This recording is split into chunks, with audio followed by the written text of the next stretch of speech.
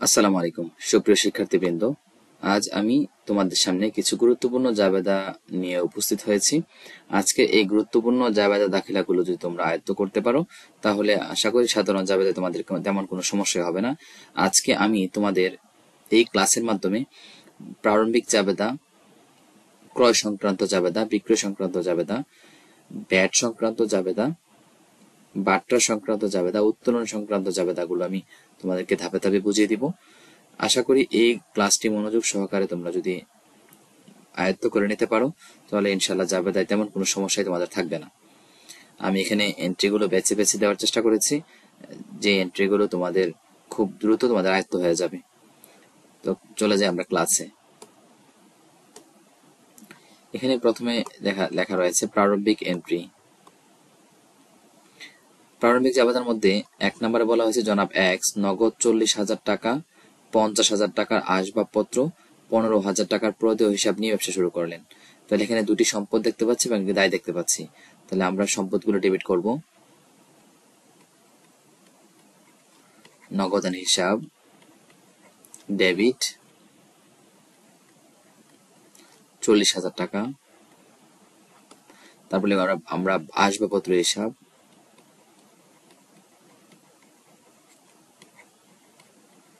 Debit 50,000 টাকা।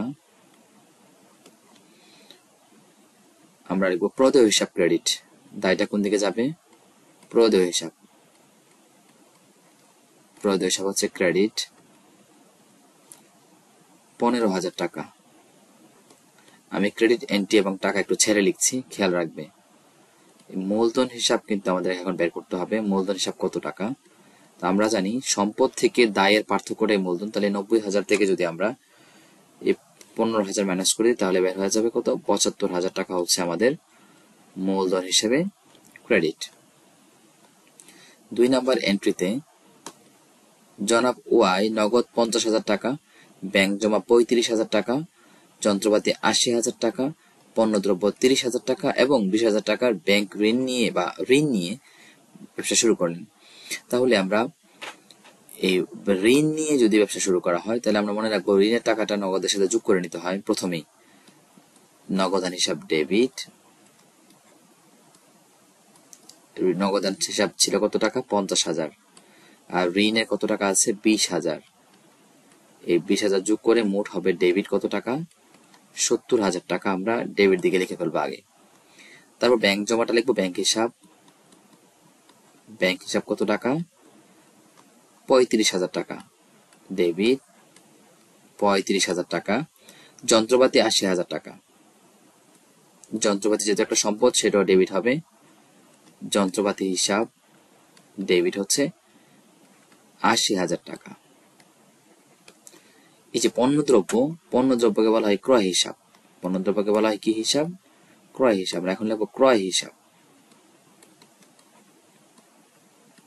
ক্রয় হিসাব হচ্ছে আমাদের ডেবিট 30,000 টাকা। তারপর আমরা এই যে ঋণ যেটা ছিল 20,000 টাকা, সেই ঋণের টাকাটা কিন্তু আমরা ক্রেডিট দিকে লিখবো। ঋণ হিসাব ক্রেডিট হচ্ছে আমাদের কত টাকা? 20,000 টাকা। তাহলে আমাদের এখানে সম্পদের যোগফল কত ছিল? 70 আর 35 হচ্ছে 1,05,000। 8 যোগ করলে 80 যোগ করলে হচ্ছে 1,85,000। 30 যোগ করলে হচ্ছে আমাদের এখানে 2,15,000। 2,15,000 থেকে আমরা যদি 20,000 ঋণ মাইনাস করে দিই দায় হিসেবে তাহলে আমাদের মূলধন বের হয়ে যায় 1,95,000। মূলধন হিসাব হচ্ছে আমাদের কত টাকা? ক্রেডিটে 1,95,000 টাকা। আশা করি তোমরা এই প্রথম দুইটা জাবেদা বুঝতে পেরেছো। এখানে আমাদের শিক্ষণীয় সবচেয়ে গুরুত্বপূর্ণ জিনিস হচ্ছে ঋণের টাকাটা নগদের সাথে যোগ করে নিতে হয়। ঋণ দায় হিসেবে ক্রেডিট দিকে ঠিকই বসবে, কিন্তু ঋণের টাকাটা নগদের সাথে আমরা কি করে নিব? যোগ করে নিব। আমরা চলে যাচ্ছি 3 নাম্বার এন্ট্রিতে। জনাব এম নগদ 25,000 টাকা, 40,000 টাকার প্রাপ্য বিল, ব্যাংক জমা হচ্ছে 35,000 টাকা, ব্যাংক ঋণ 5,000 টাকা এবং 8,000 টাকার প্রদেয় বিল নিয়ে ব্যবসা শুরু করলেন। তাহলে আমরা এটা জাবেদা কিভাবে দিতে পারি? আমরা প্রথমে নগদের সাথে আমরা কি করব? ব্যাংক ঋণের টাকাটা যোগ করে নিব। ব্যাংক ঋণের টাকা কত আছে? 5,000 টাকা। আমরা সেম আগের এন্ট্রিটার মতো নগদান হিসাব। এই যে 25,000 টাকা ছিল নগদ, এই 25-এর সাথে ব্যাংক ঋণের টাকাটা হচ্ছে কত টাকা? 5,000 টাকা। সেটা যোগ করে কত লিখে ফেলবো? 30,000 টাকা লিখে ফেলবো ডেবিট দিকে, এই 30,000 টাকা। তারপর প্রাপ্য বিল যে 40,000 টাকা, সেটা লিখে নিব প্রাপ্য বিল হিসাব। প্রাপ্য বিল একটা সম্পদ, প্রাপ্য হিসাব, প্রাপ্য বিল, প্রাপ্য নোট এগুলো কিন্তু সম্পদ, সেটা ডেবিট দিকে লিখবো যেহেতু এটা সম্পদ, 40,000 টাকা। ব্যাংক জমা যেটা, সেটা লিখবো ব্যাংক হিসাব। ব্যাংক হিসাব হচ্ছে আমাদের কত টাকা? 35,000 টাকা, 35,000 টাকা। তারপর আমাদের যে প্রদেয় বিল রয়েছে, সে প্রদেয় বিল দায় রয়েছে, আর ব্যাংক ঋণ হচ্ছে আমাদের 5,000 টাকা। ব্যাংক ঋণ নগদের সাথে যোগ করলেও আমরা ব্যাংক ঋণ কিন্তু ক্রেডিট দিকে আবার লিখব। ব্যাংক ঋণ হিসাব ক্রেডিট, কত টাকা ক্রেডিট? সেই 5,000 টাকা ক্রেডিট দিকে বসবে। তারপর প্রদেয় বিল যেটা রয়েছে, সেটাও প্রদেয় বিল হিসাব। প্রদেয় বিল হিসাব হচ্ছে আমাদের এটা ক্রেডিট এন্ট্রি, যেটা এটা দায়, কত টাকা বসবে? 8,000 টাকা। তাহলে আমাদের সম্পদের যোগফল হচ্ছে 30 আর 40 70, 70 সাথে 35 যোগ করলে 1,05,000, 1,05,000 থেকে আমরা যদি 13,000 মাইনাস করে দিই, দায় 5 এবং 8 মিলে, তাহলে আমাদের মূলধন বের হয়ে যায় 92,000 টাকা। মূলধন হিসাব হচ্ছে আমাদের এখানে ক্রেডিট 92,000 টাকা। আমরা এখানে একটা জিনিস লক্ষ্য করব যে ব্যাংক ঋণের টাকাটা আমরা চাইলে কিন্তু এখানে ব্যাংকের সাথেও যোগ করতে পারতাম, আমরা সেটা নগদের সাথে যোগ করেছি। একই কথা, আমরা নগদের সাথে যোগ করলে সহজ হয়, তাই আমরা ব্যাংক ঋণের টাকাটাও নগদের সাথে যোগ করেছি। ব্যাংক ঋণ কিন্তু ঠিকই ওই আগের জাবেদা ঋণের মতো ক্রেডিট দিকে অবস্থান করেছে, তারপরেও আমরা ব্যাংক ঋণের টাকা বা ঋণের টাকা আমরা নগদের সাথে কি করে নিব? যোগ করে নিব। 4 নাম্বার এন্ট্রি চলে আসছি। 4 নাম্বার এন্ট্রিতে জনাব জেড নগদ 70,000 টাকা, 20,000 টাকার কল কবজা, 40,000 টাকার প্রাপ্য হিসাব, 25,000 টাকার ব্যাংক ঋণ এবং 15,000 টাকার প্রদেয় বিল নিয়ে ব্যবসা শুরু করলেন। তাহলে আমরা এখানে কি করব? নগদ কত ছিল? 70,000। তো নগদান হিসাব যে 70,000 টাকা আছে, এই 70,000-এর সাথে আমরা কি করব? যে ব্যাংক ঋণের যে 25,000 টাকা, সেটি কি করে নিব? যোগ করে নিব। 25 যোগ করে নিলে কত হবে আমাদের? ডেবিটে 95,000 টাকা। তারপর আমরা নগদের পরে কি লিখবো? কল কবজা হিসাব। কল কবজা হিসাব কত টাকা? ডেবিট দিকে, যেহেতু সম্পদ 20,000 টাকা ডেবিট দিকে বসছে। প্রাপ্য হিসাব হচ্ছে আমাদের 40,000 টাকা। আমরা জানি প্রাপ্য বিল বা প্রাপ্য হিসাব কিন্তু আমাদের একটা সম্পদ। কত টাকা প্রাপ্য হিসাবটা? সেটা 40,000 টাকা, সেটাও কিন্তু ডেবিট 40,000। তারপর ব্যাংক ঋণ আর প্রদেয় বিল আমরা আগের জাবেদাতে করেছিলাম, ব্যাংক ঋণ নগদের সাথে যোগ হলেও ব্যাংক ঋণ কিন্তু আমাদের ক্রেডিট দিকে বসবে। ব্যাংক ঋণ হিসাব হচ্ছে আমাদের কত টাকা? ব্যাংক ঋণ হচ্ছে 25,000 টাকা, সেটা ক্রেডিট 25,000 টাকা। আর প্রদেয় যে বিল রয়েছে বা প্রদেয় হিসাব রয়েছে, সেটা কিন্তু দায়, সেটা হচ্ছে আমাদের 15,000 টাকা। তাহলে আমরা এখানে 95 সাথে 20 যোগ করলে হচ্ছে 1,15,000, 40 যোগ করলে হচ্ছে আমাদের 1,55,000 থেকে আমরা যদি এখানে 40,000 টাকা দায়, 25 এবং 15 মিলে দুইটা মাইনাস করে দিই, তাহলে মূলধন বের হয়ে যায় 1,15,000 টাকা। মূলধন হিসাব হচ্ছে 1,15,000 টাকা। তাহলে আমরা এই ক্রেডিট এন্ট্রি কয়টা পেলাম? 3টা। আমি আবার বলছি, ব্যাংক ঋণের টাকাটা নগদের সাথে যোগ না করে আমরা চাইলে ডেবিট দিকে ব্যাংক নামে একটা এন্ট্রি বসাতে পারতাম, অথবা ব্যাংকের সাথে যোগ করতে পারতাম। আমরা কি করলাম? ব্যাংক ঋণের টাকাটা নগদের সাথে যোগ করে দিলাম, সহজ সিস্টেম তাই। ঠিক আছে, তাহলে শুধুমাত্র ব্যাংক ঋণ বা ঋণ থাকলে আমরা এই টাকাটা নগদের সাথে এক্সট্রা যোগ করে দিব। ঋণ কিন্তু ঠিকই দায়ের দিকে বসবে, ক্রেডিট দিকে বসবে। ঠিক আছে, তাহলে আমরা 4টা যদি প্রারম্ভিক জাবেদা পারি, ইনশাল্লাহ পরীক্ষায় আসা যে কোনো প্রারম্ভিক জাবেদা আমরা খুব সহজেই পারবো। আমরা এখন চলে যাচ্ছি দ্বিতীয় আমাদের পর্বে। সেখানে আমরা লেখা আছে ক্রয় সংক্রান্ত জাবেদা। বিভিন্ন রকম ক্রয় নিয়ে জাবেদা কিভাবে হিসাব বিজ্ঞানে জাবেদাভুক্ত করতে হয় সেটি নিয়ে আমরা এখন শিখবো।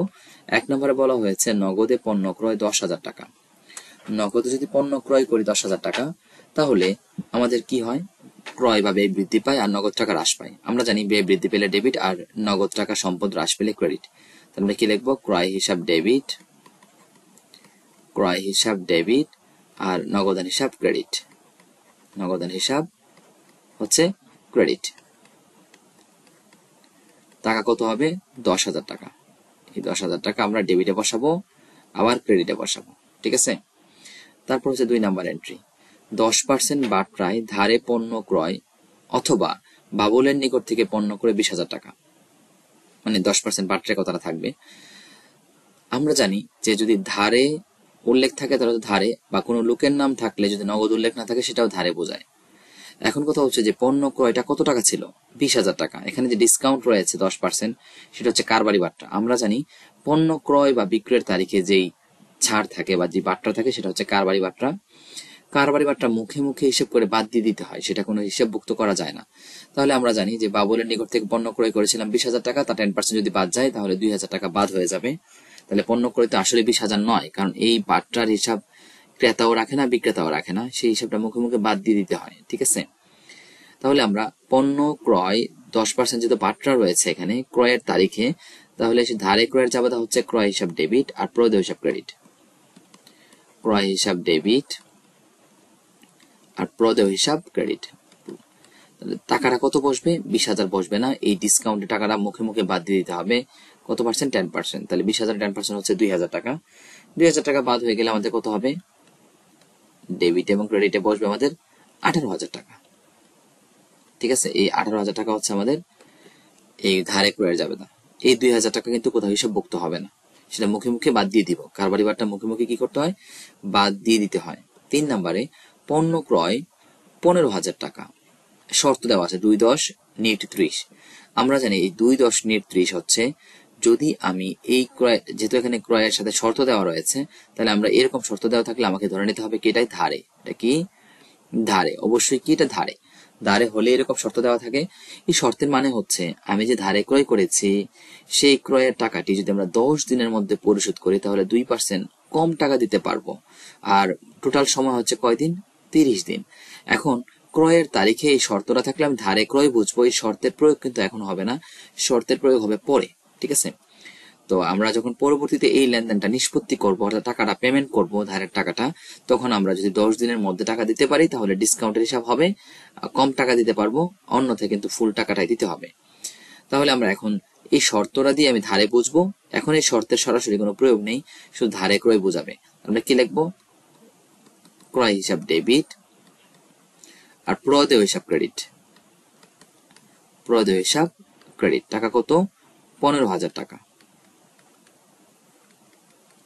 এই 15,000 টাকা হচ্ছে ধারে ক্রয়ের জাবেদা। 4 নম্বরে বলা হয়েছে 5% বাট্রায় পণ্য ক্রয় 40,000 টাকা, যার 40% নগদে। তাহলে আমরা এই 2 নম্বর এন্ট্রিতে শিখে এসেছিলাম যে ক্রয়ের তারিখে বা বিক্রয়ের তারিখে যে বাট্রা সেটা কারবারি বাট্রা। তাহলে 40,000 টাকার 5% হচ্ছে আমার 2,000 টাকা। এই 2,000 টাকা যদি আমি ডিসকাউন্ট বাদ দিয়ে দিই তাহলে বাট্রার পরবর্তী টাকা থাকে কত? আর 38,000 টাকা। সেই 38,000 টাকার পণ্য আমি ক্রয় করেছি, অর্থাৎ আমি 40,000 টাকা ছিল সেটার লিখিত মূল্য, সেই লিখিত মূল্য থেকে আমরা কি করেছি, সেই ইনভয়েস প্রাইস বা চালানের মূল্য, সেখান থেকে আমরা 5% বাদ দিয়ে দিয়েছি ডিসকাউন্ট হিসেবে, কারবারি বাট্টা হিসেবে। 40,000 টাকার 5% হচ্ছে 2,000 টাকা, বাদ গেলে 38,000 টাকা। সেই 38,000 টাকার 40% নগদ আমি প্রদান করেছি, আর বাকি 60% টাকা আমি পরে দিব, মানে ধারে। ঠিক আছে? তাহলে এই লেনদেনটা দুইটি অংশ, 40% নগদে, বাকি 60% কি ধারে বোঝানো হয়েছে। অর্থাৎ যদি কখনো নগদে লেখা থাকে তাহলে বাকি অংশ ধারে বুঝতে হবে। ঠিক আছে? তাহলে এখন আমি ক্রয় করেছি, ক্রয় তো আমি ফুল টাকাই করেছি, তাহলে ক্রয় হিসাব হচ্ছে আমার এখানে কত টাকা? এখানে কিন্তু লেনদেনটা 40,000 টাকার নয়, এখানে কিন্তু লেনদেনটা হচ্ছে 38,000 টাকার, কারণ এই ডিসকাউন্টের টাকাটা মুখে মুখে কি করতে হবে? বাদ দিয়ে দিতে হবে। ঠিক আছে? তাহলে এই ডেবিট হচ্ছে আমার কত টাকা? 38,000 টাকা হচ্ছে আমার মূলত ক্রয়। এখন আমি নগদে কত টাকা আমি প্রদান করেছি, তাহলে নগদান হিসাব হবে এই যে 38,000 টাকা, এর কত পার্সেন্ট? 40%। তাহলে 38,000 টাকার 40% হবে 15,200 টাকা। এটা আমার জন্য ক্রেডিট, যেহেতু আমি টাকাটা পেমেন্ট করতেছি। 15,200 টাকা। আর বাকি যে টাকাটা, বাকি যে 60% টাকা, সেটা কিন্তু আমাকে দিতে হবে। অর্থাৎ এই 3 নম্বরে যেরকম প্রদেয় ছিল, ধারে ছিল, এখন আমি এটাকে দিব। অর্থাৎ 1 এবং 1 ছিল নগদে ক্রয়, আর 2-3 হচ্ছে ধারে ক্রয়। ঠিক আছে, তাহলে 4 নম্বরটা হচ্ছে নগদ এবং ধারে ক্রয়ের দুইটি মিলে। ঠিক আছে, তখন আমরা এই ধারে ক্রয়ের সময় কি লিখতাম? প্রদেয় হিসাব লিখতাম। তাহলে এখনো কিন্তু প্রদেয় হিসাবে লিখবো। এই যে 38,000 টাকা, সে 38,000 টাকার 60% হচ্ছে আমার জন্য ধারে, যেহেতু 40% নগদে বলা রয়েছে, 60% ধারে। তো 60% কত আসে? 60% আসে 22,800 টাকা। 22,800 টাকা। এই 22,800 আর 15,200 দুটি মিলে কিন্তু আমার ডেবিট পাশে 38,000 টাকা রয়েছে। আমরা সবসময় মনে রাখবো যে বাট্রার হিসাব করতে গেলে, বা যখন আমরা একাধিক এরকম দুইয়ের অধিক এন্ট্রি লিখবো, সেগুলোকে বলা হয় মিশ্র জাবেদা। দুইয়ের এন্ট্রি, দুইয়ের অধিক এন্ট্রি থাকলে সেক্ষেত্রে কিন্তু আমরা ডেবিট এবং ক্রেডিটের টাকা যোগ করে দেখবো ঠিক লিখেছি কিনা, কারণ ডেবিট এবং ক্রেডিটের টাকা অবশ্যই কি থাকবে? ইকুয়াল থাকবে। আমরা চলে যাচ্ছি এর পরের এন্ট্রিতে, 5 নাম্বার এন্ট্রিতে। প্রদেয় নোটের মাধ্যমে পণ্য ক্রয় কত টাকা? 5,000 টাকা। তাহলে প্রদেয় নোটের মাধ্যমে যদি পণ্য ক্রয় করি, তাহলে সেটা প্রদেয় হিসাবের স্পেশাল ভার্সন হচ্ছে প্রদেয় নোট। তাহলে আমরা কি লিখবো? ক্রয় করেছে, এটাও কিন্তু বাকিতে। ঠিক আছে, এখন লিখবো ক্রয় হিসাব ডেবিট। ক্রয় হিসাব ডেবিট, সেটা হচ্ছে আমাদের 5,000 টাকা। আর প্রদেয় নোটটা হচ্ছে আমার জন্য এটা একটা দায়। প্রদেয় হিসাব যেমন দায়, প্রদেয় নোটও কিন্তু তেমনই দায়।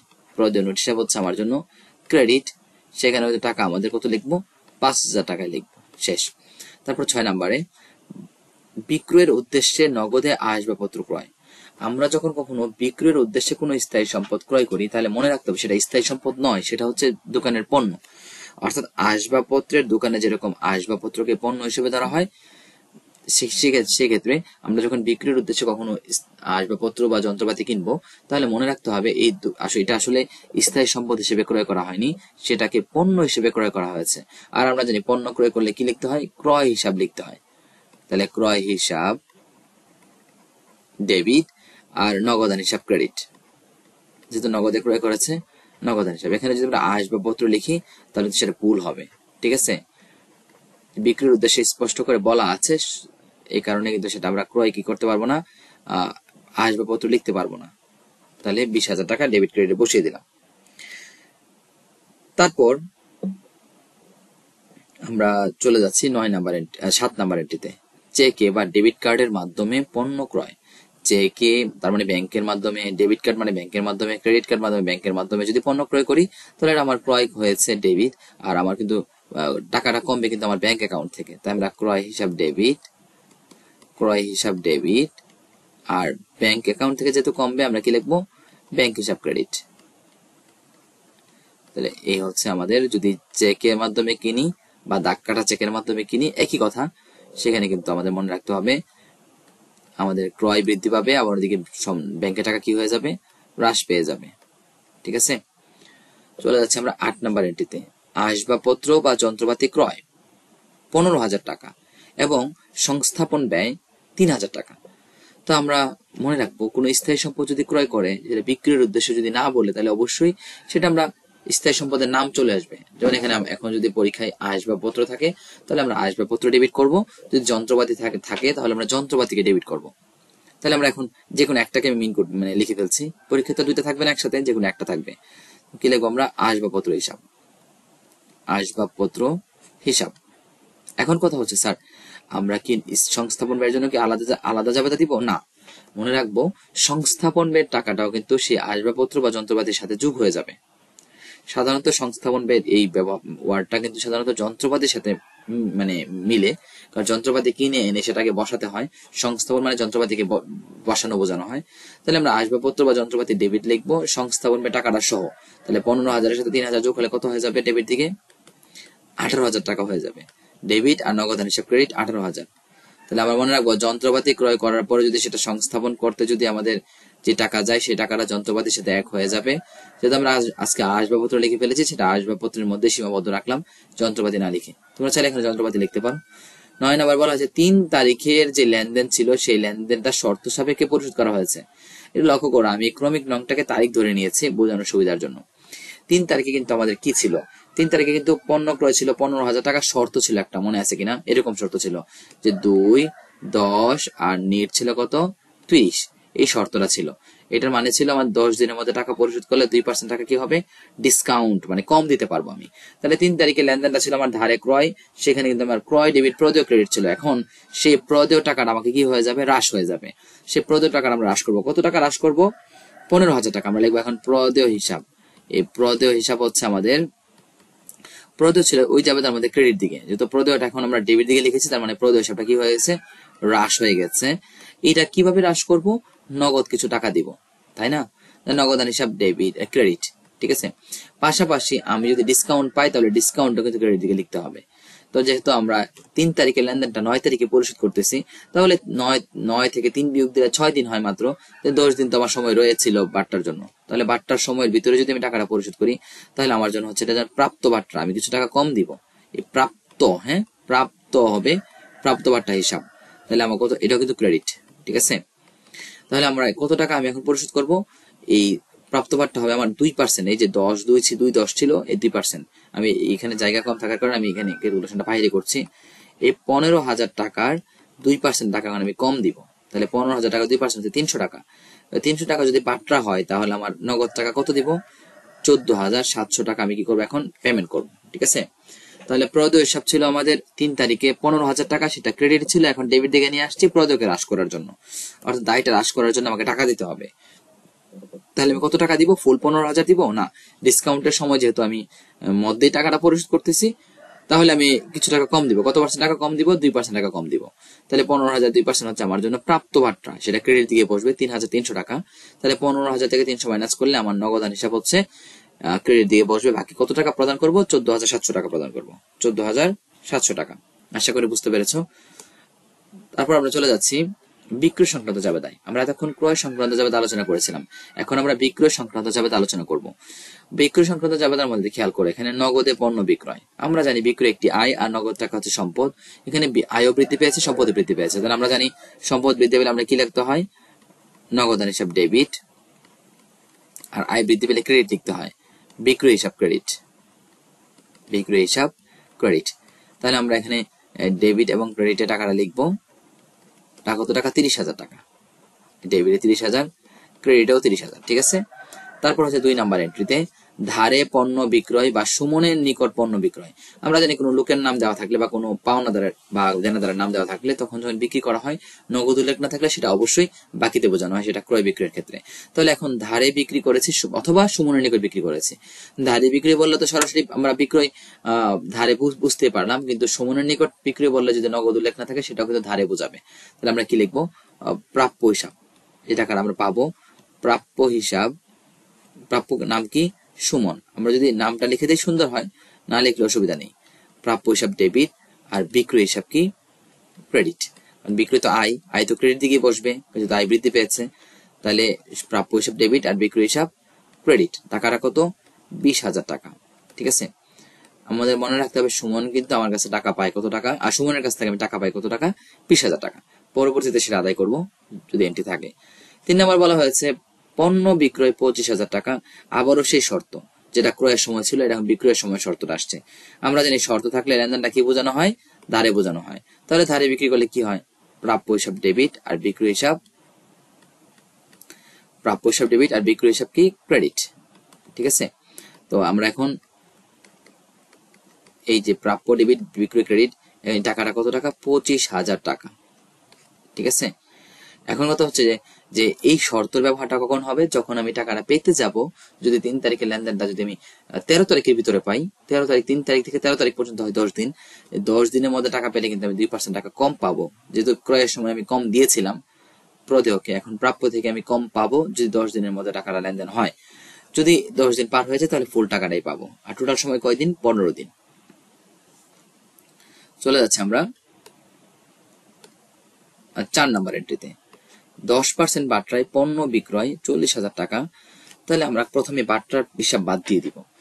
বাট্রার হিসাব বাদ দিয়ে দিলে কত কি হবে, 10% 40,000 টাকা, 4,000 টাকা বাদ।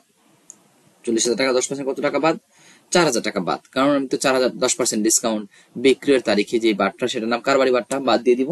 4,000 টাকা বাদ দিলে লেনদেন হবে আমার মোট 36,000 টাকা। তাহলে বিক্রি কিন্তু 40,000 টাকা নয়, এখানে বিক্রি হচ্ছে 36,000 টাকা। এখন নগদে হচ্ছে 40% আর চেকে কত পার্সেন্ট, 25%। আমি আবার বলছি, নগদে কত পার্সেন্ট? 40%। আর চেকে কত পার্সেন্ট? 25%। 40% এবং 25% মিলে কত হলো? 65%। তাহলে আরো রয়েছে কত পার্সেন্ট? 35%। সেই 35% হচ্ছে বাকিতে। ঠিক আছে, তাহলে আমি এখন বিক্রি করেছি 3টা স্টেপে। আমি কিছু পণ্য, কিছু এই 36,000 টাকার পণ্য যেটা বিক্রি করেছি, এখানে আমার কিছু পণ্য বিক্রি করেছি নগদে, মানে কিছু টাকা আমি নগদে পেয়েছি। আর নগদান হিসাব হচ্ছে আমার এই যে 36,000 টাকা, সেটা কত পার্সেন্ট? 40%। যেটা চেকের মাধ্যমে বিক্রি করেছি সেটা কি হবে? ব্যাংক হিসাব। ব্যাংক হিসাব হচ্ছে এই যে 36,000 টাকা, সেটার কত পার্সেন্ট? 25%, যেটা চেকে বলা আছে। আর বাকি যে 35%, অর্থাৎ 40 এবং 25 মিলে হচ্ছে 65। 100% হতে গেলে আরো কত পার্সেন্ট প্রয়োজন? 35%। সেটা হচ্ছে বাকিতে বোঝানো হয়েছে, যেখানে উল্লেখ নেই। আমরা কি লিখবো তাহলে? বিক্রয়ের সাথে কার সম্পর্ক? প্রাপ্য হিসাবে টাকাটা পাবো পরে। এই 36,000 টাকার কত পার্সেন্ট? 35%। এই 3টা পার্সেন্টেজ মিলে কিন্তু আমার 100% হয়ে গেছে। আর লাস্ট লিখবো বিক্রয় হিসাব ক্রেডিট। কত টাকা?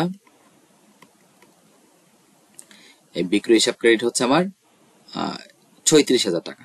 ঠিক আছে, 36। আর ডেবিট দিকে তাহলে কোনটা হবে? এর ডেবিট দিকে 3টা এন্ট্রি হবে। এটাও ডেবিট, এটাও ডেবিট এবং এটাও কিন্তু ডেবিট। ঠিক আছে, তাহলে আমাদের এখানে এই 36,000 টাকা 40% হবে আমার জন্য 1440 টাকা। এই 14,400 টাকা। আর ব্যাংক হিসাব হচ্ছে এই 36,000-এর 25%, সেটা হচ্ছে 9,000 টাকা। এবং যেটা আমি ধারেটা কিন্তু উল্লেখ ছিল না, ধারে কিন্তু 35%। ঠিক আছে, 40, চেকে 25 আর 35 মিলে কিন্তু আমার 100% হয়েছে। ধারে যে 35% সেটা হচ্ছে 12,600 টাকা। 12,600 টাকা। এই 3টা ডেবিট দিয়ে গ্যারান্টি মিলে কিন্তু আমার বিক্রয় হয়েছে মোট 36,000 টাকা। আশা করি তোমরা বুঝতে পেরেছো। 5 নম্বরে বলা হয়েছে, লেনদেনটা 3 ধাপে হয়েছে আর কি। 5 নম্বরে বলা হচ্ছে প্রাপ্য নোট বা প্রাপ্য বিলের মাধ্যমে পণ্য বিক্রয়। যদি প্রাপ্য বিলের মাধ্যমে হয় তাহলে প্রাপ্যর পরিবর্তে প্রাপ্য বিল হয়ে যাবে, প্রাপ্য নোট হয়ে যাবে। তাহলে প্রাপ্য বিল বা নোট হিসাব ডেবিট। ঠিক আছে, যেটা থাকে পরীক্ষা ওটা লিখবা। আর বিক্রয় হিসাব ক্রেডিট। বিক্রয় হিসাব ক্রেডিট কত টাকা? 10,000 টাকা। ঠিক আছে, 10,000 টাকা।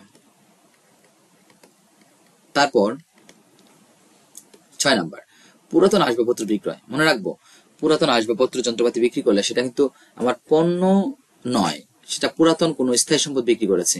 তাহলে পুরাতন কোনো স্থায়ী সম্পদ যদি বিক্রি করি, তাহলে মনে রাখতে হবে টাকা আমার কাছে আসছে, সম্পদ বৃদ্ধি পেয়েছে, নগদান হিসাব ডেবিট।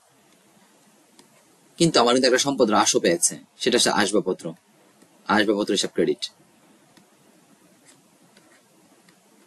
ঠিক আছে, নগদান হিসাব ডেবিট আর আসবাবপত্র কি? ক্রেডিট। কারণ আমার একটা সম্পদ বৃদ্ধি পেয়েছে, আর একটা সম্পদ কি পেয়েছে? হ্রাস পেয়েছে। একটা সম্পদ বৃদ্ধি পেয়েছে, একটা সম্পদ হ্রাস পেয়েছে। 12,000 টাকা।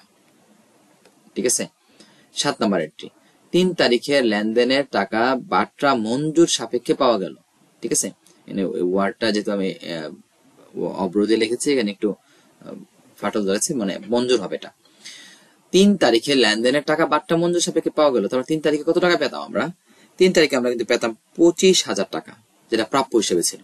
এখন যদি টাকাটা পাই, ফুল টাকাটা পাবো না। 3 তারিখ থেকে 7 তারিখ ধরা হয়েছে ইকোনমিক নংটাকে, তাহলে 5 দিন 6 দিনের মধ্যে হয়ে গেল, বা 4 দিনের মধ্যে হয়ে গেল। তাহলে আমি এখন ফুল টাকা পাবো না 25,000 টাকা, তাহলে আমি কিছু টাকা কম পাবো। আমরা ক্রয়ের জাবেদার মধ্যে যেরকম প্রদেয়কে কম টাকা দিয়েছিলাম, এখন ওই 2% টাকা আমরা কম পাবো। ঠিক আছে, যে কম পাই, তাহলে আমরা লিখবো প্রথমে নগদান হিসাব। টাকাটা পাচ্ছি আমরা, নগদান হিসাব ডেবিট। আর আমাদের জন্য যেহেতু আমি টাকা পাবো, সেখানে স্যার আমি দিব। মনে রাখবো, নগদান যখন ডেবিট দিকে থাকে, তার সাথে যে বাট্টা বসে তার নাম হচ্ছে প্রদত্ত বাট্টা। তাহলে প্রদত্ত বাট্টা হিসাব ডেবিট। আর যার থেকে টাকা পেতাম সে কে? প্রাপ্য হিসাব, প্রাপ্য হিসাব ক্রেডিট। আমরা ডেবিট দিকে লিখবো 2টা এন্ট্রি, আর ক্রেডিটে লিখবো কি? 1টা এন্ট্রি। কত পেতাম আমরা? 25,000 টাকা পেতাম। ঠিক আছে, এই 25,000 টাকার 2% টাকা এখন কম পাবো। তাহলে 25,000 টাকার 2% কম পেলে কত হবে? 500 টাকা। তাহলে এখন যে 500 টাকা আমরা কম পাই, তাহলে পাবো কত? 24,500। তাহলে আমি আবার বলছি, 3 তারিখে জাবেদাটা ছিল ধারে বিক্রয়, সেখানে ছিল প্রাপ্য হিসাব ডেবিট, বিক্রয় হিসাব ক্রেডিট। টাকাটা পাওয়ার কথা ছিল, ওইখানে শর্ত ছিল 2, 10, নিট 15, এরকম শর্ত ছিল একটা। তো আমরা তো ওই 3 তারিখের লেনদেনটা 7 তারিখে কি করতেছি? পাইতেছি। তাহলে যে আমাকে টাকা দিবে সে কিন্তু আমাকে ফুল টাকা দিবে না, যেহেতু শর্ত ছিল 2.39। আমরা জানি 2.39 থাকা মানে হচ্ছে, মানে 15 থাকা মানে হচ্ছে 10 দিনের মধ্যে দিলে 2% কম টাকা পাবো বা কম টাকা দিব। যেহেতু তখন বিক্রয় ছিল, টাকা আমি পাও না, তাহলে প্রাপ্য হিসাব ছিল তখন ডেবিট দিকে, এই প্রাপ্যকে নিয়ে আসছে ক্রেডিট দিকে ফুল টাকাটা দিয়ে। এই 25,000 টাকার 2% টাকা হচ্ছে 500 টাকা, সেটা ডেবিট দিকে লিখবো, আমার জন্য প্রদত্ত বারটা ছাড় দিয়েছি আমি। আর বাকি যে 24,500 টাকা সেটা পাবো, সেটা কিন্তু ডেবিট দিকে বসবে। টাকা বসাতে গিয়ে কিন্তু টাকা বসানোর পরে খেয়াল করবে যে তোমার ডেবিট দিকের যোগফল আর ক্রেডিট দিকের টাকাটা মিলেছে কিনা।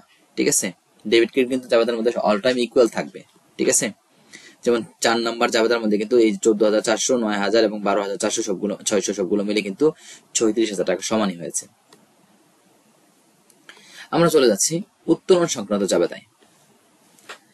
উত্তোলন সংক্রান্ত জাবেদায় আমরা খেয়াল করব যে উত্তোলন এন্ট্রির মধ্যে থাকলে কোনগুলোতে উত্তোলন লিখবো, কোনগুলোতে উত্তোলন লিখবো না, বুঝে বুঝে।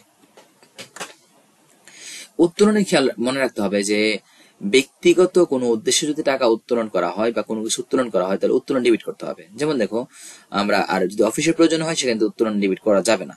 যেমন দেখেন, নগদ উত্তোলন, মালিক কর্তৃক ব্যবসা হতে উত্তোলন, বা ব্যক্তিগত প্রয়োজনে ব্যবসা হতে উত্তোলন, বা শুধু উত্তোলন। এখানে দেখো শুধু নগদ উত্তোলন যদি উল্লেখ থাকে, মনে রাখতে হবে নগদ উত্তোলন মানে হচ্ছে ব্যবসার নগদ টাকা উঠে যাবে। নগদ টাকা উঠলে কোথায় যাবে? ব্যাংকে যাবে, একথা বলেনি, কিন্তু বলেনি, তাহলে বুঝতে হবে নগদ টাকা উত্তোলন করা মানে হচ্ছে মালিক টাকাটা নিয়ে গেছে। তো মালিক নিয়ে যাওয়া মানে মালিক কর্তৃক উত্তোলন, তাহলে মালিক কর্তৃক উত্তোলন বা নগদ উত্তোলনটা হচ্ছে ব্যক্তিগত প্রয়োজনে বোঝানো হয়। ঠিক আছে, তাহলে আমরা কি লিখবো? উত্তোলন হিসাব ডেবিট, আর নগদ টাকা কমে যাবে ব্যবসার জন্য, নগদান হিসাব ক্রেডিট।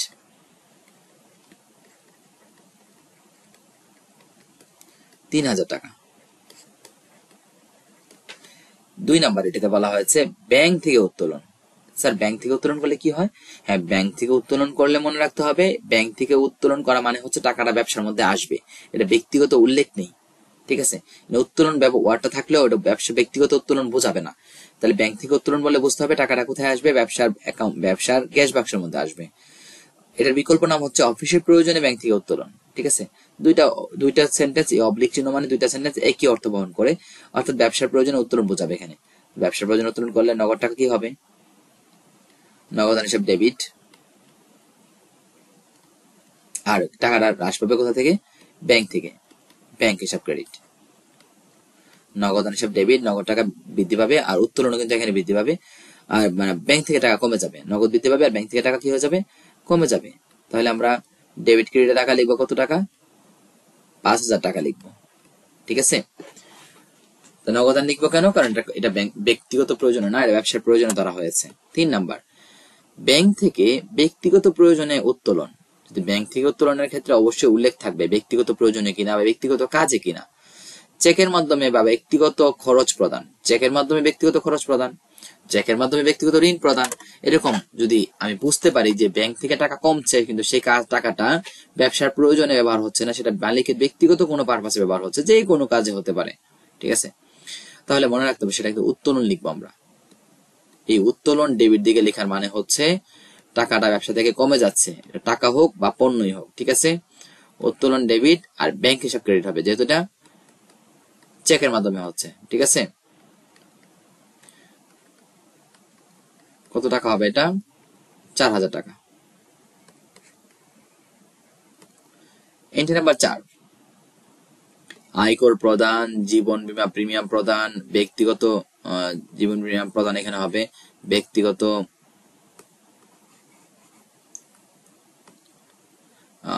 ব্যক্তিগত ঋণের কিস্তি প্রদান, মালিকের ছেলের স্কুলের বেতন প্রদান, বা যে কোনো ব্যক্তিগত খরচ। কত টাকা? 3,000 টাকা। যে কোনো, এখানে যতগুলো নাম লেখা আছে, যে আয়কর প্রদান এটা ব্যক্তিগত খরচ, মনে রাখবা আয়কর কি খরচ? ব্যক্তিগত খরচ। জীবন বীমা প্রিমিয়াম কি? ব্যক্তিগত কাজে বীমা করেছে, জীবন বীমা হচ্ছে ব্যক্তিগত বীমা, সেটাও ব্যক্তিগত কাজে। ব্যক্তিগত ঋণের কিস্তি প্রদান, এটা মালিকের ব্যক্তিগত। ছেলের স্কুলের বেতন প্রদান, এটা মালিকের ব্যক্তিগত খরচ। যে কোনো খরচ প্রদান, স্ত্রীকে গহনা ক্রয়, ছেলেকে নিয়ে বিদেশ ভ্রমণ, এরকম যত ধরনের এন্ট্রি দেখবা যে এন্ট্রির মাধ্যমে ব্যক্তিগত কাজে টাকাটা ব্যবসা থেকে উঠে যাচ্ছে, তাহলে মনে রাখতে হবে সেটা উত্তোলন। উত্তোলন হিসাব ডেবিট, আর নগদান হিসাব কি? ক্রেডিট। নগদান হিসাব ক্রেডিট। টাকা হচ্ছে আমার 3,000 টাকা। ঠিক আছে, আমরা চলে যাচ্ছি 4 নাম্বার এটিতে। মালিক কর্তৃক পণ্য উত্তোলন। মালিক যদি ব্যবসা থেকে পণ্য উত্তোলন করে, পণ্যকে কি বলি? ক্রয় বলি। পণ্যকে কি বলি? আমরা ক্রয় বলি। তাহলে মালিক যদি পণ্য উত্তোলন করে তাহলে কি লিখবো আমরা? উত্তোলন ডেবিট, উত্তোলন হিসাব ডেবিট, ক্রয় হিসাব ক্রেডিট।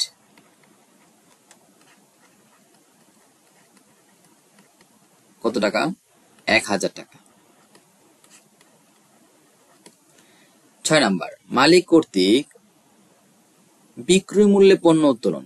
স্যার, মালিক তো সাধারণত পণ্য উত্তোলন করে বা ক্রয় মূল্যে পণ্য উত্তোলন করে এই কথা বলা থাকে, কিন্তু আজকে বলা আছে কি বিক্রয় মূল্যে পণ্য উত্তোলন। তাহলে মনে রাখতে হবে এখানে মালিক যে পণ্যটা উত্তোলন করে নিয়েছে, মালিক যে পণ্যটা উত্তোলন করে নিয়েছে সেটা বিক্রয় মূল্যে নিয়েছে। বিক্রয় মূল্য যদি নেয় তাহলে ব্যবসায়ের বিক্রয় বৃদ্ধি পায়, আর উত্তোলন তো ঠিকই হচ্ছে। তাহলে উত্তোলন হিসাব ডেবিট আর বিক্রয় হিসাব ক্রেডিট। আমরা মনে রাখবো যদি মালিক কর্তৃক পণ্য উত্তোলন বা ক্রয় মূল্যে পণ্য উত্তোলন বলে তাহলে ক্রেডিট দিকে আমরা লিখবো ক্রয় হিসাব, আর যদি বিক্রয় মূল্য উত্তোলন বলে তাহলে আমরা লিখবো কি? ক্রেডিট দিকে বিক্রয় হিসাব। ঠিক আছে, বিক্রয় মূল্য বলে ক্রেডিট দিকে কি হবে? বিক্রয় হবে। 7, মালিক ব্যক্তিগত অর্থ দিয়ে ব্যবসায় ঋণ পরিশোধ করেছেন।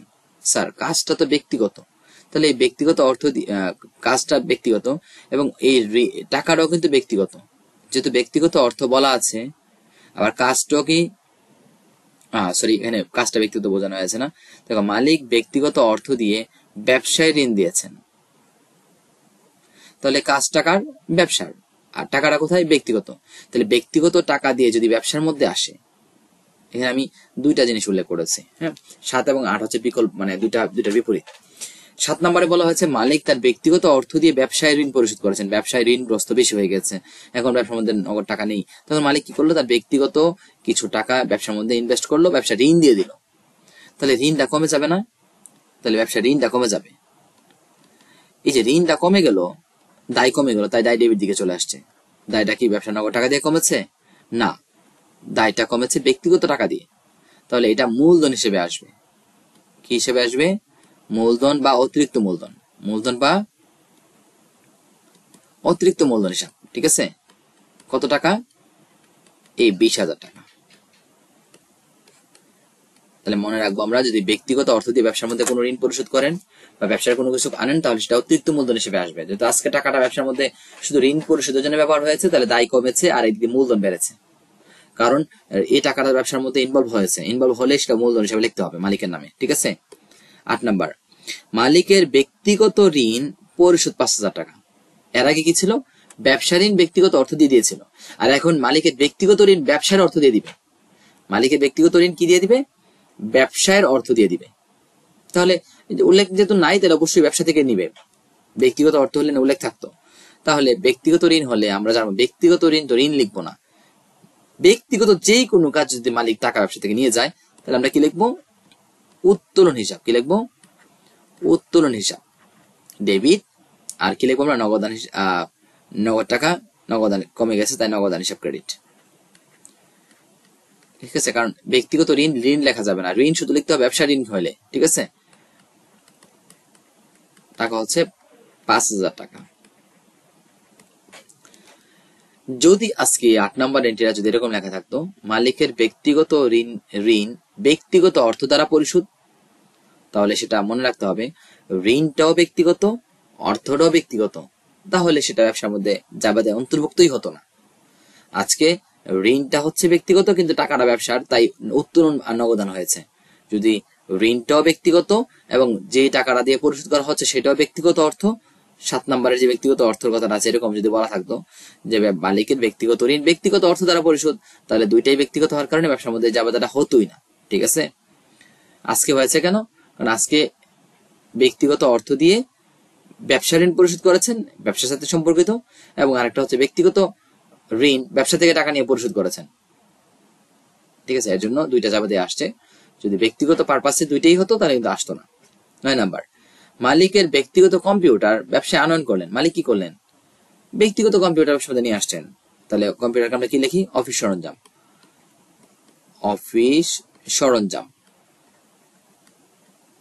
অফিস সরঞ্জাম হিসাব ডেবিট। আর যেহেতু ব্যবসার মধ্যে নিয়ে আসছেন মালিকের ব্যক্তিগত কোনো সম্পদ, তাহলে সেটা মূলধন হিসেবে লিখতে হবে।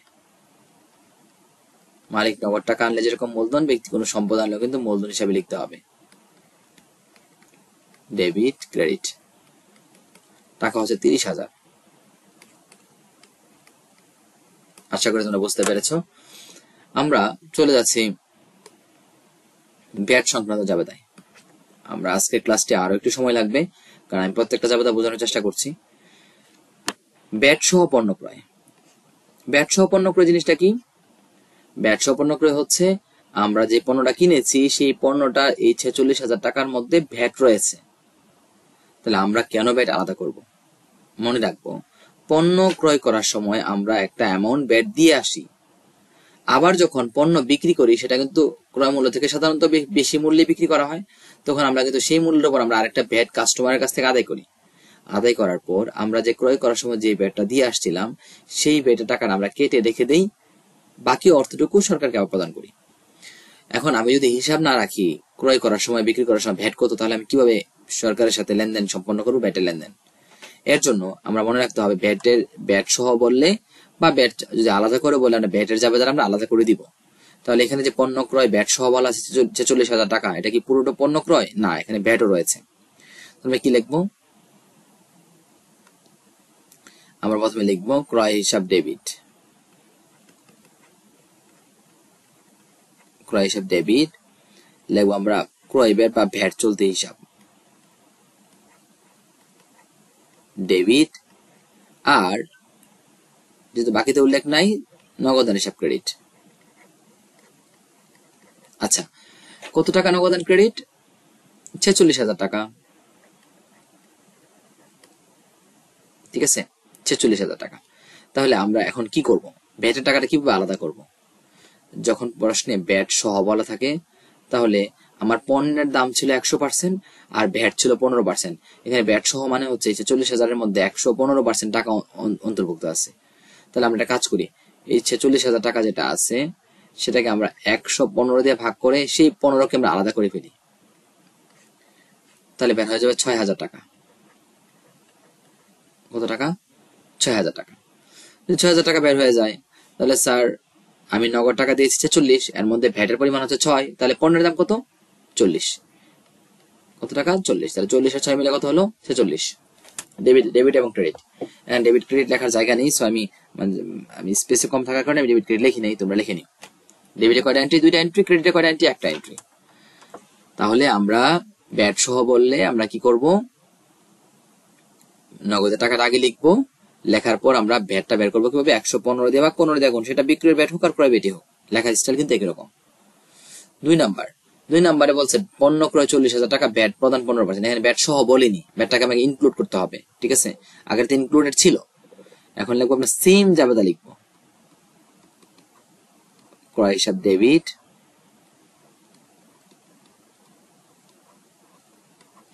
ব্যাট চলতি হিসাব ডেবিট,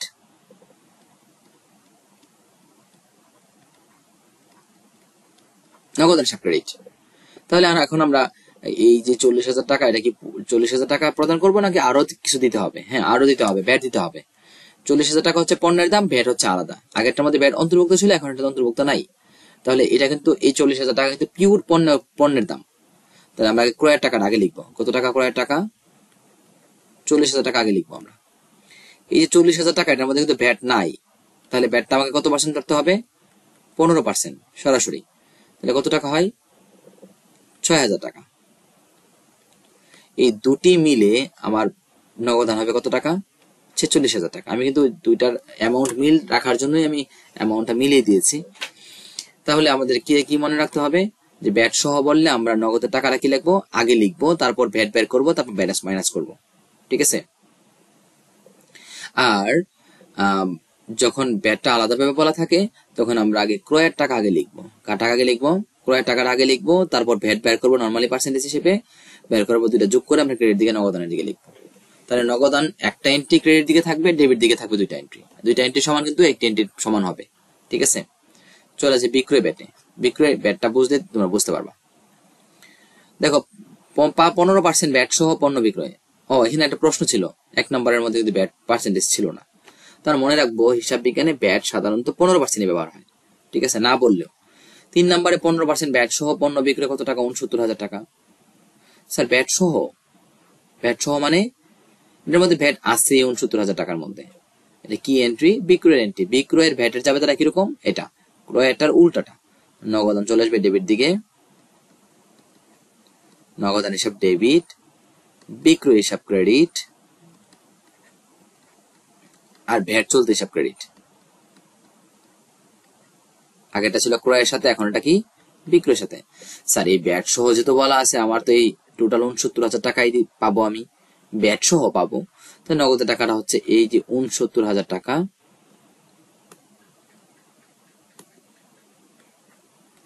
আমরা আগে লিখবো।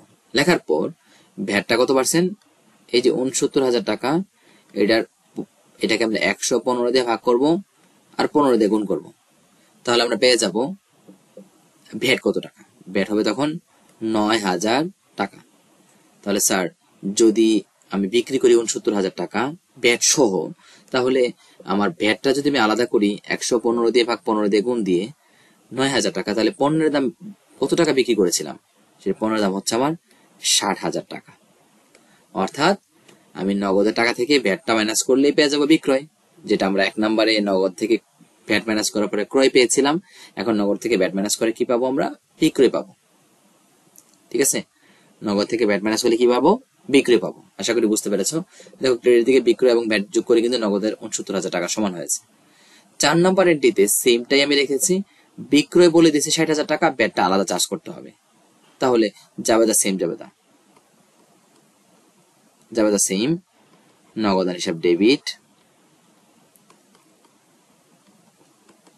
বিক্রয় হিসাব ক্রেডিট,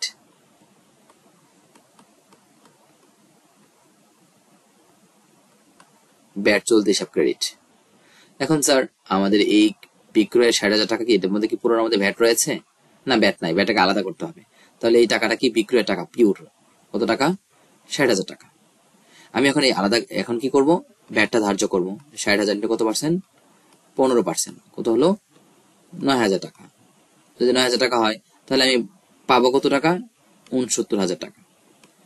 দেখো আমরা কিন্তু আগেরটার মধ্যে 3-এর মধ্যে কিন্তু আমাকে ব্যাট সহ বলার কারণে আমি 69,000 টাকার বেশি পাবো না। তাই এই টাকাটা আমরা কি করছি? নগদের ঘরটা আগে লিখে ফেলেছি। আর এখন কিন্তু এরপরে ভ্যাটটা আলাদা করেছি। আলাদা করে নিয়ম হচ্ছে ভ্যাট সহ বললে 115 দিয়ে ভাগ করতে হয়, 15 দিয়ে গুণ করতে হয়, গুণ করে ভ্যাটটা আলাদা করতে হয় 9,000 টাকা। তো পণ্য যদি 9,000 টাকা হয় ভ্যাট, তাহলে বিক্রি মূল্য কত? 60,000 টাকা। আর এখন কিন্তু এই যে বিক্রি করছি 60,000 টাকা, এর মধ্যে কিন্তু ভ্যাটটা ইনক্লুড নাই, আমাকে ইনক্লুড করতে হবে। তাহলে বিক্রয় টাকাটা আমি আগে লিখেছি 60,000 টাকা, তারপর ভ্যাটটা ধার্য করেছি, দুইটা মিলে যোগ করে 9,000 টাকা বসিয়েছি। আমি এখানে বক্স দেওয়ার এই যে আমি প্রত্যেকটা জাবেদার মধ্যে একটা করে বক্স দিয়েছি। বক্স দেওয়ার কারণ কি? আমি কোন টাকাটা আগে লিখবো। আমরা এই যে 1 এবং 2 এর জাবেদা একই রকম, 3 এবং 4 এর জাবেদা একই রকম, জাবেদা একই রকম, কিন্তু টাকা বসানোর ধরনটা কিন্তু একটু ভিন্ন। যেমন 1 এবং 2 এর ক্ষেত্রে আমরা 1 এর ক্ষেত্রে নগদ টাকা আগে বসিয়েছি, 2 এর ক্ষেত্রে ক্রয় টাকা আগে বসিয়েছি। কারণ ব্যাট সহ বললে নগদ টাকাটা আগে বসাতে হয়, আর যদি ব্যাট আলাদা বলে তাহলে ক্রয়ের টাকা আগে বসাতে হয়, তারপর ব্যাট যোগ করে নগদ টাকা বের করতে হয়।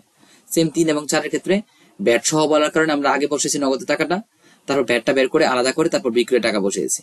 আর যেহেতু 4 এর মধ্যে সরাসরি বিক্রয় টাকা দেওয়া রয়েছে, ব্যাট আলাদা করা, তাই আগে বিক্রয় টাকা বসিয়েছি, তারপর ব্যাট ধার্য করেছি, তারপর দুটো যোগ করে নগদ টাকা বসিয়েছি। আশা করি তোমরা বুঝতে পেরেছো। 5, 15% ব্যাট সহ আসবাবপত্র ক্রয়। স্যার এই আসবাবপত্রটার ভিতরে কি আছে? ব্যাট আছে।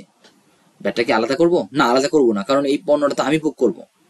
সো এটা জাবেদার, আমি এটা বিক্রি করব না। এই ভ্যাট আদায় করা আমার জন্য পসিবল না। তাই আমি কি লিখবো? আসবাবপত্র ডেবিট,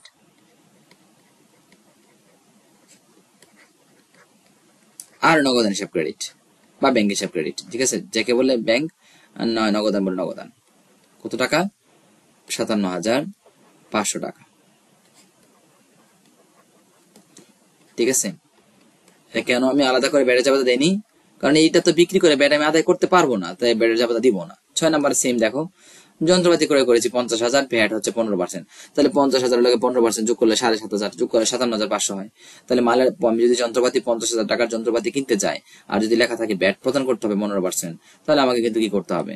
সেম আগেরটার মতো আমাকে কিন্তু যন্ত্রপাতি মানে ব্যাটটা টাকাটা দিতে হবে। ব্যাটটা টাকা না দিলে কিন্তু আমাকে এই যন্ত্রপাতি বা আসবাবপত্রটা আমার কাছে বিক্রি করবে না।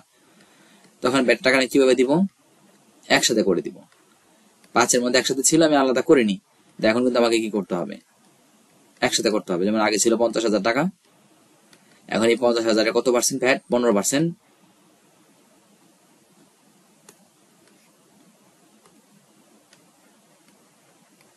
হচ্ছে আমার 7,500,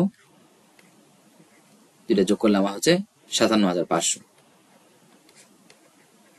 অর্থাৎ যদি ব্যাট সহ বলে কোন স্থায়ী সম্পদ ক্রয়ের ক্ষেত্রে, যদি সেটা ব্যবসায়িক উদ্দেশ্যে না হয়, কোন স্থায়ী সম্পদ ক্রয়ের ক্ষেত্রে মনে রাখতে হবে টোটাল টাকা, মানে টোটাল টাকাটাই, যদি ব্যাট সহ বলে তাহলে টোটাল টাকাটা আমরা বসিয়ে দিব, আর যদি ব্যাটটা আলাদা বলে তাহলে যোগ করে টোটাল টাকাটা বসিয়ে দিব। এখানে ব্যাটের জন্য আলাদা জাবেদা হবে না, কিন্তু জাবেদার টাকার ভিতরে ব্যাটের টাকা সহ থাকবে।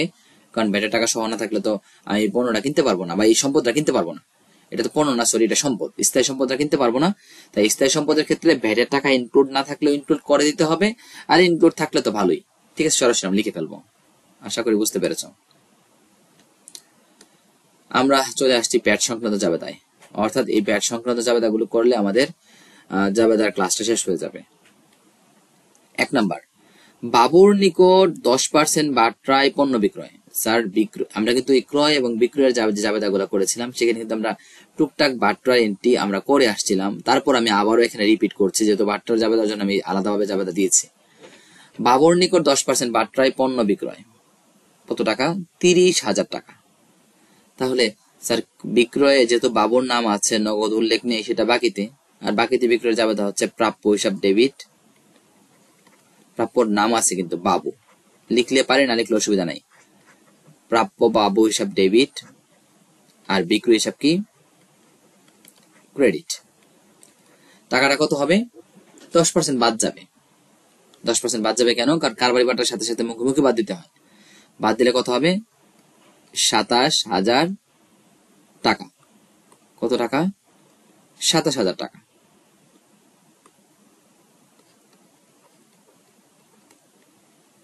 ডেবিট এবং ক্রেডিট।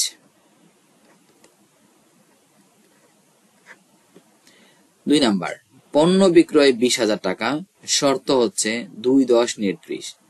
স্যার, আমরা তাহলে তো এখানে বাট্টা নেই, একটা নগদ বাট্টার শর্ত দেওয়া আছে। তাহলে এটা কিন্তু নগদ বাট্টার শর্ত, যে 2-10-30 মানে হচ্ছে আমি 10 দিনের মধ্যে টাকাটা পাবো। যদি পাই, মানে আমাকে যদি দেনাদার দেয়, তাহলে 2% টাকা কম দিবে, তখন আমার জন্য সেটা প্রদত্ত বাট্টা হবে। ঠিক আছে, এখন এই শর্ত দিয়ে সেটা বাকিতে বোঝানো হয়। আর যেহেতু এখন এই মুহূর্তে শর্ত সরাসরি প্রয়োগ নেই, এখন আমরা ধারে বাক বিক্রি বোঝাবো। তাহলে প্রাপ্য হিসাব ডেবিট, আর বিক্রয় হিসাব ক্রেডিট। বিক্রয় হিসাব ক্রেডিট। টাকা কত টাকা হবে? 20,000 টাকা। এটা কিন্তু কমবে না, কারণ এটার প্রয়োগটা পরে, এই বাটার শর্তের যে প্রয়োগটা এটা পরে হবে। 3 নাম্বার, বাবুর নিকট থেকে 2% বাট্রায় অর্ধেক আদায় হলো। এই বাবুর কাছে কত পেতাম আমরা? 30 পেতাম না 27 পেতাম? 1 নাম্বার জাবেদা দেখো, 27 পেতাম, কারণ এখানে 10% ডিসকাউন্ট ছিল। যদি আমি বাবুকে একবার ডিসকাউন্ট দিয়ে পণ্য বিক্রি করে থাকি, এখন কি আমি বলতে পারবো যে ফুল টাকার অর্ধেক দাও? না। তাহলে 27,000 টাকার অর্ধেক হচ্ছে 13,500 টাকা। ওই 13,500 টাকা আদায় করতে গিয়েও আমি আবারও ডিসকাউন্ট দিয়েছি ওকে। কত পার্সেন্ট ডিসকাউন্ট দিয়েছি? 2%। তাহলে এখন খেয়াল করো, যদি কখনো আমরা দেনাদার বা প্রাপ্য হিসাবের কাছ থেকে ডিসকাউন্টে টাকা পাই, তাহলে জাবেদাটা হবে কি? নগদান হিসাব ডেবিট, প্রদত্ত বাট্রা ডেবিট, আর প্রাপ্য হিসাব ক্রেডিট। কারণ এটা কিন্তু প্রাপ্যতে চলে গিয়েছিল। কত টাকা ছিল প্রাপ্যতে? 27,000। কিন্তু এটা অর্ধেক বলার কারণে, এই যে অর্ধেক বলার কারণে 27,000-এর অর্ধেক কত? এই যে 13,500 টাকা এখন আমি ওর কাছ থেকে পাবো। কিন্তু এই 13,500 টাকার 2% হচ্ছে ডিসকাউন্ট। 2% কি? ডিসকাউন্ট। যদি 2% ডিসকাউন্ট হয়, তাহলে আমার 2% টাকা আমি কম পাবো, তাহলে 13,000, এখানে আমি লিখছি কি প্রদত্ত বাট্টা, তাহলে 13,500 টাকার 2% কত টাকা আসে? 13,500 টাকার 2% হচ্ছে, এই অর্ধেক আদায় বলার কারণে আমি একটু ক্যালকুলেশনটা করে নিচ্ছি।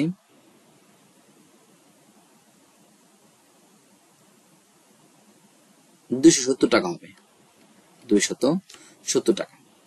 তাহলে এই যে অর্ধেক বলার কারণে কিন্তু আমার এখানে আমি অর্ধেক টাকা নিয়ে এসেছি, এখানে ফুল 27,000 টাকা আনিনি। তাহলে 13,500 অর্ধেক হচ্ছে 13,500, 27,000 টাকার অর্ধেক হচ্ছে 13,500। 27,000 টাকা কিভাবে আসছিল? কারণ বাবুর সাথে লেনদেন ছিল আমার 1 তারিখে। এই যে বাবু এখানে ছিল, কিন্তু বাবু, এই বাবুর লেনদেনটা 1 তারিখে, 3 তারিখে আমি কি করতেছি, অর্ধেক পাইতেছি। তাহলে ওই সময় তার কাছে বিক্রি করেছিলাম আমি 10% বাট্রায়, অর্থাৎ 27,000 টাকা। এই 27,000 টাকার অর্ধেক আমি পাচ্ছি 13,500 টাকা। এই 13,500 টাকার 13,500 টাকার মধ্যে আমাকে আবার 270 টাকা ডিসকাউন্ট ওকে দিতে হচ্ছে। 13,500 টাকা থেকে ডিসকাউন্ট 270 টাকা দেই, তাহলে আমি 13,230 টাকা পাবো। 13,230 টাকা পাবো। দেখি বুঝতে পারতেছো ডেবিট এন্ট্রি কয়টা? 2টা, আর ক্রেডিট এন্ট্রি কয়টা? 1টা। তাহলে আমরা মনে রাখবো যে যখন কারো কাছ থেকে বাট্রায় টাকা পাই, তখন আমরা প্রাপ্যর করে ক্রেডিট দিকে ফুল টাকাটা বসাবো, যতটুকু টাকা ডিসকাউন্ট থাকে সেই ডিসকাউন্টের টাকাটা প্রদত্ত বাট্রা করে বসবে, আর এই 13,500 থেকে 270 মাইনাস হওয়ার পর নগদ টাকাটা বসবে। নগদে কত পেলাম? 13,230 টাকা। 4, 2 তারিখের ধারে বিক্রয়ের টাকা শর্ত পূরণ সাপেক্ষে পাওয়া গেল। স্যার কত টাকা আমি পেতাম? হ্যাঁ, 2 তারিখে কত ছিল? 2 তারিখে কিন্তু শর্তই দেওয়া ছিল যে আমি যদি 10 দিনের মধ্যে টাকাটা পাই তাহলে 2% টাকা কম পাবো, অর্থাৎ আমি যেহেতু বিক্রি করেছিলাম, তাহলে কত টাকা পেতাম? প্রাপ্যতে 20,000 টাকা। এখানে যেহেতু উল্লেখ নেই কত টাকা পেয়েছি, তাহলে ফুল 20,000 টাকাই পেয়েছি, কিন্তু শর্ত কি? 2 তারিখে লেনদেনে যদি 4 তারিখে টাকাটা পেয়ে যায়, তাহলে আমাকে কি উনি ফুল টাকা দিবে নাকি ওই 2% টাকা কম দিবে? হ্যাঁ, ওই 2-10-30 যে 2%, সেই 2% টাকা আমাকে কম দিবে। জাবেদা কার মতো হবে? সেম এখন যে জাবেদাটা করেছি সেটাও কিন্তু প্রাপ্য থেকে পেয়েছি, এখন এটা কিন্তু প্রাপ্য থেকেই পাবো। সো জাবেদা একই রকমের। দেখো লিখছি আমি, নগদান হিসাব ডেবিট, প্রদত্ত বাট্রা হিসাব ডেবিট, আর প্রাপ্য হিসাব কি? ক্রেডিট। তাহলে প্রাপ্য কত টাকা? কত টাকা প্রাপ্য ছিল 2 তারিখে? ওই 20,000 টাকা। আমি আগে 20,000 টাকা লিখে নিলাম। এই 20,000 টাকার কত পার্সেন্ট টাকা বাট্রা? ওই যে 2%, 2-10 ছিল, এই 2% টাকা কিন্তু এখন কিন্তু ওই শর্তে দেওয়া থাকার কারণে কিন্তু নতুন করে আর দেওয়া নেই। তাহলে 400 টাকা আমি কি পাবো? কম পাবো। তাহলে 19,600 টাকা পাবো। ঠিক আছে, 19,600 টাকা পাবো আমরা নগদে, ওই 20,000-এর 2% কমে। আশা করি তোমরা বুঝতে পেরেছো যে বাট্টার টাকা আমি কিভাবে লিখেছি। 3 এবং 4 কিন্তু একই নিয়মে বাট্টা বের করেছি। 3-এর মধ্যে আলাদা আগে কোনো শর্ত ছিল না, সরাসরি 2% বাট্টায় বলা হয়েছে টাকাটা পাওয়া গেছে অর্ধেক। তো 4-এর জন্য কিন্তু 2 নাম্বার তারিখে শর্ত দেওয়া ছিল 2-10-30, 10 দিনের মধ্যে টাকাটা যদি পাই তাহলে 2% টাকা কম পাবো, এটা কম পেলাম 2% টাকা। ঠিক আছে, ব্যবহার কিন্তু সেম। 5, আজমলের নিকট থেকে 25,000 টাকা পূর্ণ নিষ্পত্তিতে 24,500 টাকা পাওয়া গেল। তার মানে কি, আজমল থেকে যে টাকা পাইতাম 25,000, সেটা 24,500 টাকা পেয়েছি। এনে কত টাকা কম পেয়েছি? 500 টাকা। এই 500 টাকা পাবো না? পাবো না, কারণ নিষ্পত্তি হয়ে গেছে। পূর্ণ নিষ্পত্তি মানে লেনদেন কি শেষ। তাহলে স্যার 3-এও কিন্তু টাকা পেয়েছি বাট্রায়, অর্ধেক টাকা পেয়েছি, তাই অর্ধেক হিসাব করেছি। 4-এও কিন্তু ফুল টাকাটাই পেয়েছি 2 তারিখেরটা, এটা তো বাট্রা ছিল। 5-এ কিন্তু বাট্রা আছে 500 টাকা, এটা কিন্তু বাট্রার হার উল্লেখ করে না, কিন্তু টাকা উল্লেখ করে দিয়েছে। টাকা উল্লেখ করে দেয় তাহলে আমরা অবশ্যই কি করবো? সেম জাবেদা দিব, সেম। 3-এ যা দিয়েছিলাম 4-ও তা দিচ্ছি, 5-ও তা দিব। যেমন দেখো, নগদান হিসাব ডেবিট, প্রদত্ত বাট্রা হিসাব ডেবিট, আর প্রাপ্য হিসাব ক্রেডিট। এখন আমি কত টাকা আজমনের কাছে পেতাম? 25, তাই ফুল টাকাটা প্রাপ্য করে বসছে। আর আজমল আমাকে কত টাকা কম দিয়েছে? 500 টাকা দিয়েছে। কত টাকা? 24,500। 24,500 আর 500 মিলে কিন্তু 25,000 সমান হয়ে যায়। ঠিক আছে, স্পষ্ট করে আলাদা করে দিয়েছে, আমাদের জন্য সহজ হয়েছে আরো। আশা করি বুঝতে পেরেছ।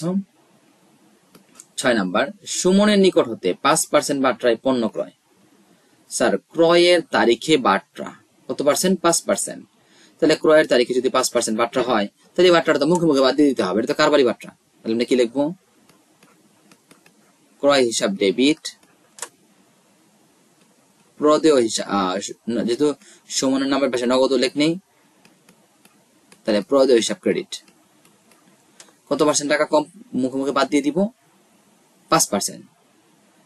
40,000 টাকার 5% হচ্ছে 2,000 টাকা। তাহলে আমার টাকাটা কত হবে? এই বারটা কিন্তু আমাকে দেখাতে হবে না, এই 38,000 টাকা হবে। কত টাকা হবে? 38,000 টাকা হবে। তারপর আমরা 7 তারিখে চলে যাব। পণ্য ক্রয় 10,000 টাকা, শর্ত হচ্ছে 2-10 নির্দেশ। স্যার, শর্ত ক্রয়ও থাকতে পারে, বিক্রয় থাকতে পারে। শর্ত থাকা মানে ওইটা বাকিতে বোঝানো হবে। তাহলে স্যার এটা ক্রয়টা বাকিতে, শর্তের কাজ পরে হবে, পরে দেখছি। ক্রয় হিসাব ডেবিট আর প্রদেয় হিসাব ক্রেডিট। কত টাকা? 10,000 টাকা। 10,000 টাকা, ঠিক আছে। 8 তারিখ, সুমনকে 3% বাট্রায় পরিশোধ করা হলো। ওই সুমন থেকে যে কিনছিলাম, কত টাকা কিনছিলাম? 38,000 টাকা। এই 38,000 টাকা এখন 2% বাট্রায় টাকাটা দিয়ে দিব, 3% বাট্রায়। তাহলে আমরা এর আগের পেজে করেছিলাম বিক্রয়ের বাট্রা কিভাবে টাকাটা পাই আমরা প্রাপ্য থেকে। সুমন কিন্তু আমার জন্য এখন প্রদেয়, সুমনকে টাকা কিন্তু আমি দিব এখন। কত পার্সেন্ট কম দিব? 3%। তা দেওয়ার সময় কিভাবে লিখতে হয় খেয়াল করো। এই প্রদেয় নিয়ে আসতে হয় ডেবিট দিকে, প্রদেয় নিয়ে আসতে কোন দিকে? ডেবিট দিকে। আর নগদ টাকা যেহেতু আমি দিব, নগদ আর ক্রেডিট দিকে। আর নগদ দিতে গেলে আমি যদি কম দিতে পারি, তাহলে কিন্তু আমি বাট্রা পাবো, সেটা আমার জন্য প্রাপ্ত বাট্রা। এখন টাকাটা বসাবো কিভাবে? সুমন থেকে পেতাম কত আমি? 40 পেতাম না 38 পেতাম? হ্যাঁ, 38 পেতাম। এই যে 38,000 টাকা আমি লিখে নিলাম আগে, পেতাম। কত পার্সেন্ট কম পেতাম না, সরি, সুমনকে দিতাম যেহেতু ক্রয় করেছিলাম। এই সুমনকে প্রদেয়ের ঘরে আমি 38,000 লিখে ফেললাম। এই 38,000 টাকা দিতে গিয়ে আমি 3% টাকা কম দিব। তাহলে 38,000-এর 3% হচ্ছে আমার 1140 টাকা। তাহলে এই 1140 টাকা আমি সুমনকে কম দিব। যদি সুমনকে 1140 টাকা কম দিই, তাহলে আমি কত দিব? 36,860। 36,860 কেমনে বের করবো? আমি আগে প্রদেয় টাকা লিখলাম, লেখার পর আমি এটা বাট্রা ধরলাম যে কত টাকা আমি কম দিব সুমনকে। তাই প্রদেয়কে ডেবিট দিকে আনলাম কেন?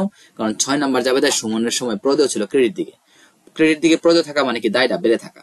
এখন যখন সুমনকে টাকা আমি দিয়ে দিব, তখন তো দায় আমার কমে যাবে। তাই দায়কে কোন দিকে আনলাম? ডেবিট দিকে আনলাম। প্রদেয়কে ডেবিট দিকে আনলে দায় কি হয়ে যাবে? কমে যাবে। 38,000 টাকা। এই 38,000 টাকার 3% টাকা হচ্ছে 1140 টাকা। আমি এখন ওকে কম দিব। ওকে যদি কম দেই, তাহলে এই বাট্রাটা আমার জন্য প্রাপ্ত বাট্রা।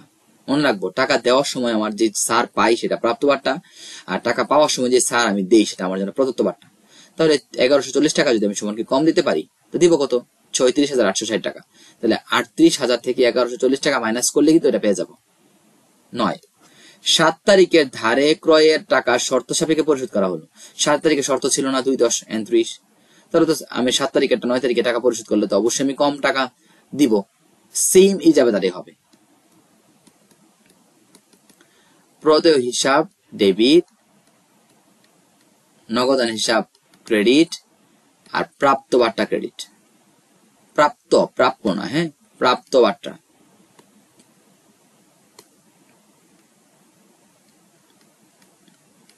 বা বাট্রা প্রাপ্তি, হ্যাঁ, প্রাপ্ত বাট্রা। তাহলে স্যার এখন আমি এই 7 তারিখে কত টাকা দেনা ছিলাম প্রদেয়তে? 10,000। তাই প্রদেয় টাকার আগে লিখে ফেলি 10,000। এই 10,000 টাকার কত পার্সেন্ট টাকা এখন ডিসকাউন্ট হবে? ওই যে 2%। তাহলে এই যে 2%, 10,000 2% হচ্ছে আমার 200 টাকা। 200 টাকা যদি আমি কম দিই, তাহলে কত দিব? 9,800 দিব। শেষ। 10। ফাহিমকে তার দেনা 30,000 টাকা পূর্ণ নিষ্পত্তিতে 28,500 টাকা প্রদান করা হলো। সেম এখানে বাট্রা টাকাটা আমাকে উল্লেখ করে দিয়েছে 1500 টাকা যে কম আমি দিলাম। সেম যাবে আবারও প্রদেয় বা ফাহিম হিসাব। এখানে প্রদেয়ের নাম আছে কার? ফাহিম, তুমি চাইলে প্রদেয় বা ফাহিম হিসাব লিখতে পারো। প্রদেয় হিসাব কত টাকা ছিল মোটটা? 30,000। আমি নগদে দিলাম কত? নগদে দিলাম আমরা 28,500 টাকা। কত কম দিলাম? যত টাকা আমি ফাহিমকে কম দিতে পারছি সেটা আমার জন্য কি বার্তা? প্রাপ্ত বার্তা, এই 1500 টাকা। তাহলে এই 7, 8 এবং 9 একই জাবেদা, শুধু এক একটার এক একটা চেহারা।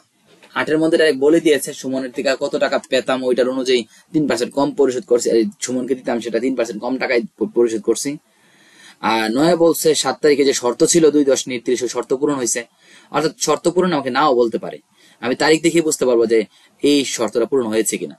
তাহলে 7 তারিখে লেনদেনটা যদি 17 তারিখ পর্যন্ত হইতো তাহলে ডিসকাউন্টের সময় থাকতো।